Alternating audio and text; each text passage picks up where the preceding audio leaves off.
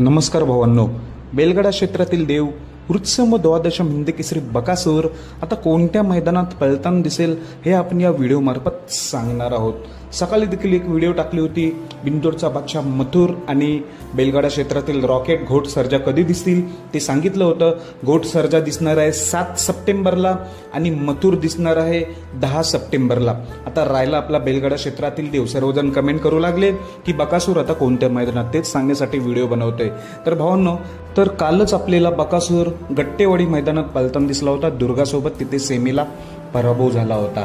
आता 4 दिवसाचा आराम असणार आहे, म्हणजेच काय 4 दिवसाच्या गॅप नंतर 7 सप्टेंबरला आपला बकासूर मौजे काजड मैदानात पळताना दिसणार आहे। मौजे काजडमध्ये बकासूर 7 सप्टेंबरला 100% पळताना दिसेल आणि घोट सर्जा देखील येतोय काजड मैदान गाजवायला 7 सप्टेंबरला। तर अशी होती अपडेट आपल्याला। आता बकासूर 4 दिवसाच्या गॅपनीत दिसणार आहे 7 सप्टेंबरसाठी काजड मैदानासाठी। बकासूरला शुभेच्छा। धन्यवाद भावांनो।